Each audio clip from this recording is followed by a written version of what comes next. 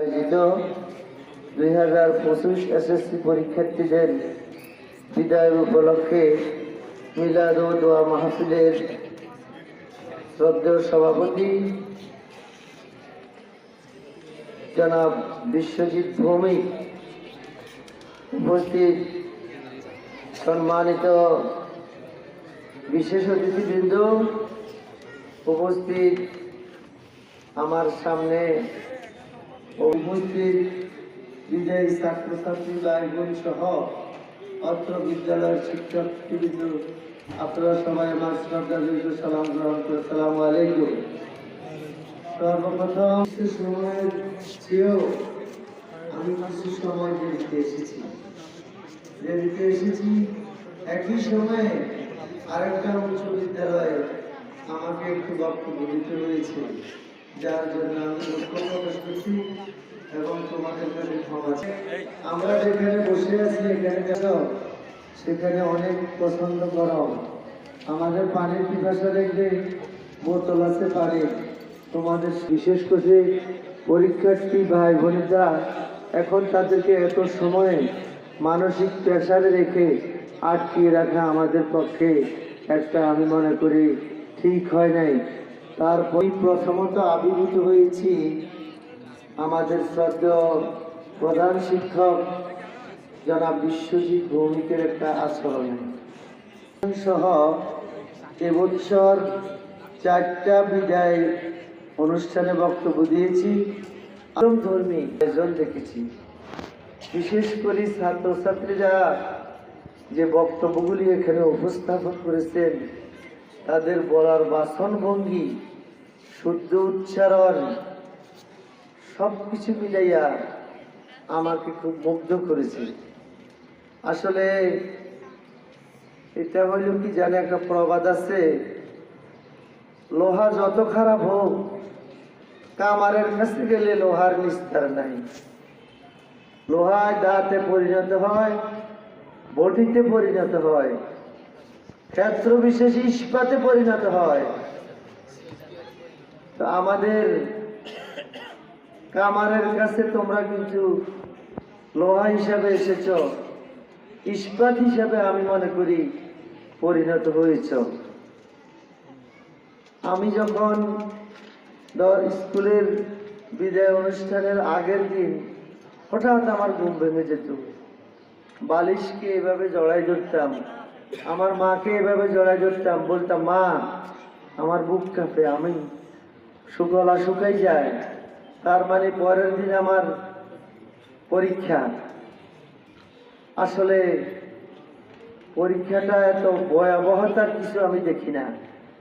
তোমরা তো এখানেও পরীক্ষা দাও নাকি?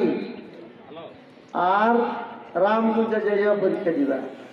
এখানের পরীক্ষা ডিউটি দিবে নিচ্ছে স্যাররা, ওখানে পরীক্ষা নিচ্ছে আরেক স্কুলের একজন স্যাররা। পার্থক্য শুধু এইটুকু, এই যে মনের গ্যাপ, এই যে মনে করেন আপনার ভয়াবহতা, এটা তোমাদেরকে অনেক পিছিয়ে নিবে, অনেক জানা গল্পগুলা ভুলিয়ে দিবে। অতএব ভয় পাওয়ার কিছু নাই, সেই ভয়ের যুগ এখন শেষ। এখন নতুন যুগে তোমরা আবির্ভূত হয়েছ, আবির্ভাব হয়েছ।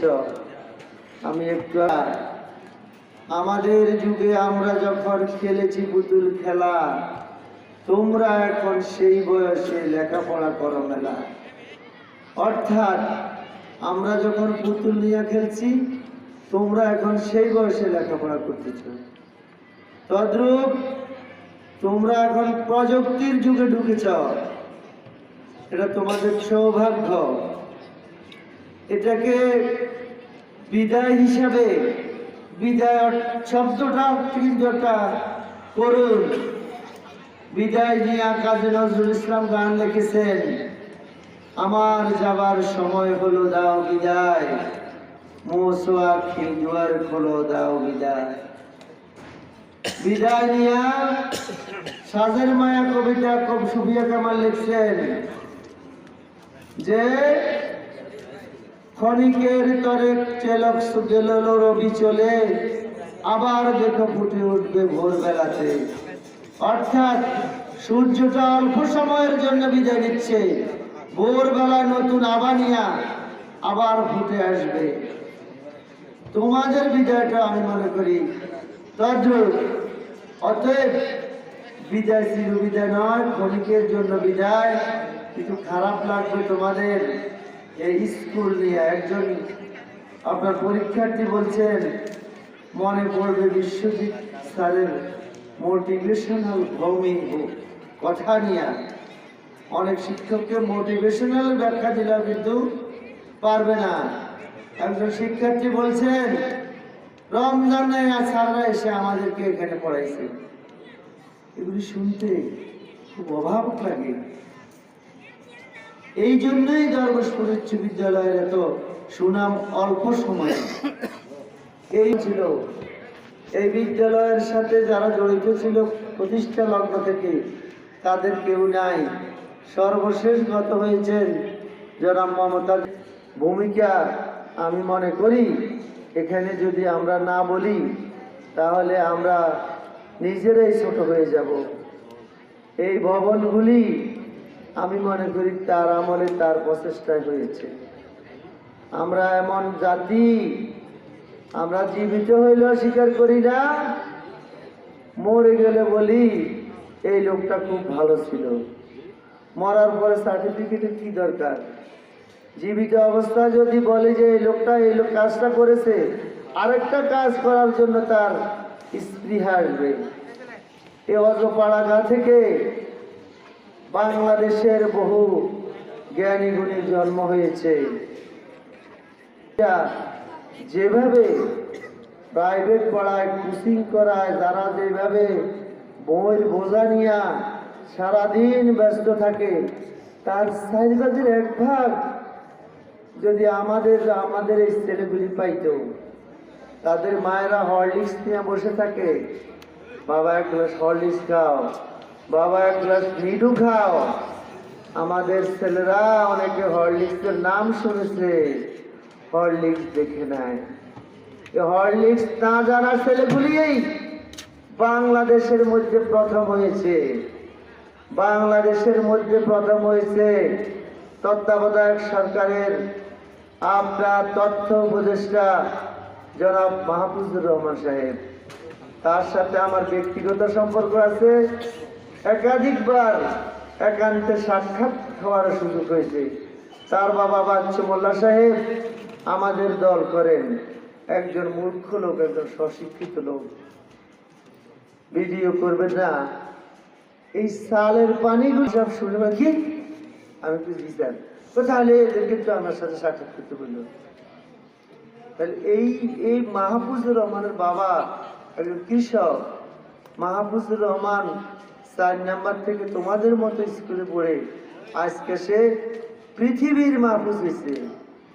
ডক্টর ইউনূস সাহেব বলছেন যে তাকে কি উপাধি দিচ্ছেন বলো তো? Master mind. এই মাস্টার মাইন্ড নিয়ে আপনার আফ্রিকার মেলবোর্ন বিশ্ববিদ্যালয়ে এখানে রিসার্চ হচ্ছে কিভাবে মাস্টার মাইন্ড হওয়া যায়। উন্নত বিশ্বের বিদ্যালয়গুলি তো এইরকম করে। বিশ্বের সমস্ত মেধাগুলি কে কোন কাজে সফল হয়েছে এটার উপরে রিসার্চ করে। তাহলে আমি মনে করি তোমরাও এরকম বাংলাদেশের শ্রেষ্ঠ বিদ্যাপীঠ আমাদের সামনে বসা আছে, সে পড়তেছে। ঢাকা ইউনিভার্সিটি প্রাচ্যের অক্সফোর্ড বলা হয়। এটা কোনো রামগঞ্জ উচ্চ বিদ্যালয় নয়, রামগঞ্জ সরকারি কলেজও নয়। এখানে ভর্তি হওয়া চারটিখানি কথা নয়। এখানে ভর্তি হওয়া মেধার ব্যাপার, এখানে ভর্তি হওয়া সুশিক্ষার ব্যাপার। এখানে বলছেন সুশিক্ষা। আমি সুশিক্ষার সাথে আরেকটা শব্দ যোগ করেছি, সুশিক্ষা এবং স্বশিক্ষা।